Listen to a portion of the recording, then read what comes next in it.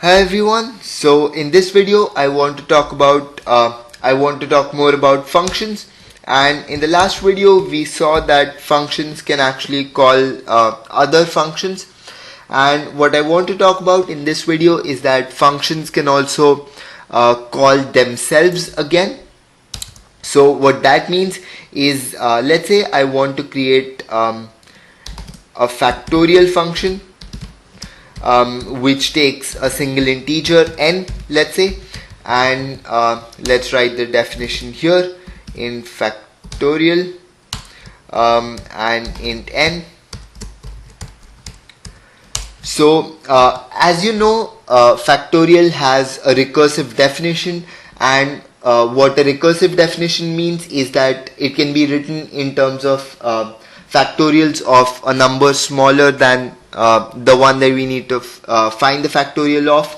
So we can write factorial of n is just n multiplied by factorial of n minus 1. So what means is that as long as this function does something like n times factorial of n minus 1, this should be fine. So I just need to return this value, and this is actually fine, but in that case it'll just go on infinitely. So we just need to add one condition here, that if n is equal to 0, then just return 1, because 0 factorial is 1. So what happens here is, let's say we get an n equals 5. It checks if n is 0. No, it's not. So it says return n into factorial of n minus 1. So as soon as it encounters factorial of n minus 1, it actually goes into another factorial function which has 4 as an argument this time. It again checks whether it's 0. It says no, not 0. So actually, let me just create a new file here. So what has happened here is there's a main function which called factorial of 5. Factorial of 5 now called factorial of 4. Factorial of 4 is going to call factorial of 3. That's going to call factorial of 2. That's going to call factorial of 1. That's going to call factorial of 0. And now when we actually get to factorial of 0, it checks this condition whether n is equal to 0, and it says yes, it is 0. So it returns a 1. So this thing returns a 1. So this gets eliminated, and this thing gets actually that thing got evaluated to a 1, and then it comes back to factorial of 1. What this factorial of 1 does is it just multiplies this number by this number, which is again just 1. So this evaluates to 1 as well. Now what factorial of 2 does is it just multiplies this number by this number right here. So this time it's 2. So this factorial of 3 just multiplies this by this, and we get a 6 here. And similarly we get a 24 here and 120 here, and that's what goes into main. So that's kind of how the function stack works, which I was talking about in the previous video. So let's actually just try running this with a factorial of, let's say 6. Sorry, this should be factorial, and let's just print it out. We need to receive this in an integer, and actually let me just show you something. I can even call this function from within printf itself. So let's just call it here, and let's just run this now. Recursion.c -o recursion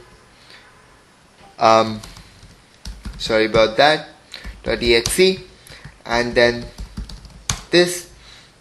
So as you can see, I've got 720, which is the correct answer, and I could as well have just done if n equals 1, then return 1. That's a perfectly valid thing to do. Only that if I try to call factorial of 0 now, I won't get a 1. I'll get stuck. So it's better to just keep it at 0. So this is about recursion, and another thing that I want to talk about here is, let's just get rid of all of this factorial stuff. Actually, let's just get rid of this whole thing. As you now know that main is a function and so is printf, because it's followed by a parentheses right here. Although don't think about it that way, because a parenthesis exists after an if as well, and if is not a function. But printf is a function, and what I want to do now is I want to find out what the return type of printf is, and the return type of printf is an unsigned integer, and we use a %u for that. What an unsigned integer means is that there are no negative part to it, so it'll use those 4 bytes which are reserved for an integer for only positive numbers, so that actually extends the range, because in these 4 bytes the largest value that you can store now becomes twice as much when you don't have to take negative numbers into account. And here what I'm going to do is I'm just going to call another printf, and let's just print hello and \n. And what's going to happen is, just as we saw last time, we actually did a printf %d \n factorial of 6. This is what we did earlier. So it's the return of this factorial function which gets printed out. So even in this case, it's the return of this printf function that's going to be printed out. But don't forget that this printf function also actually prints to the console. So this hello is also going to be printed out. Let me just get rid of this, and let's compile this now, and let's run this. So as you can see, I got a hello, I got a new line after the hello, and it printed out 6. So what's the significance of this 6 right here? What that 6 means is basically the number of characters that printf has successfully printed.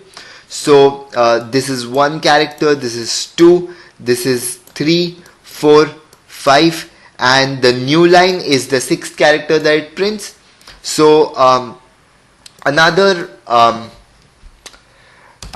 escape sequence is the \b, which is a backspace. So even if I use a \b, let's see what happens. It actually prints HELL, then it goes back 1 space, and then it prints still a 6. And that's a 6 because we actually printed out this O, and then we did a \, which means that we still did 6 characters. Every escape sequence is counted as a character. So that's what the return type of printf is. And similarly, there's also a return type for scanf. Let's just try that out as well.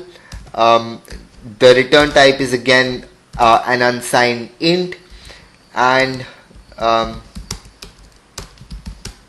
let's try reading 3 integers. So %d, %d, %d, and I'll have to actually make 3 integers. So int a, b, c. I hope you're not using these kinds of names. In actual programs, make a habit of using better names than these, but for now it's fine. I need an &c now. So let's just go ahead and clear this and run it again. So now it's waiting for us to give input. So let's give it the first input as 1, the second is 2, the third as 3. and as you can see, it actually printed a 3 here. So what's the significance of that 3? Before I show that to you, I also want to show you that let's say I do something like 1 space 2 space 3 and I hit enter. That's actually 3 integers that it has accepted from me. So it can be space separated or new line separated, that doesn't matter. As long as it's a white space, it's fine. So let's try giving it a 1 A 2 B 3, something like this, and as you can see, it just printed out a 1 here. The reason for that is that the return type of scanf is the number of inputs that it has successfully read. So when I gave it a 1 2 3, it actually read all 3 inputs fine, but when I gave it 1A 2B 3, after it read this 1, it read the 1 perfectly fine, by the way, but after it read this 1, it saw an A, and it went like, I'm expecting an integer here and I'm getting a character, what's going on? So it stopped right there. It didn't even bother taking this 2. So the one that it's returning right here is the number of inputs that it has successfully accepted. So that's about the return types of printf and scanf. This is something very interesting, and a lot of people don't know about this, but I think it's important to know these things, and this actually might come in handy sometime. So I think that finishes up our talk about functions. In the videos that follow, we are going to be doing a lot of interesting stuff. We are going to be talking about something called an array, which is kind of like the matrices that we use in mathematics.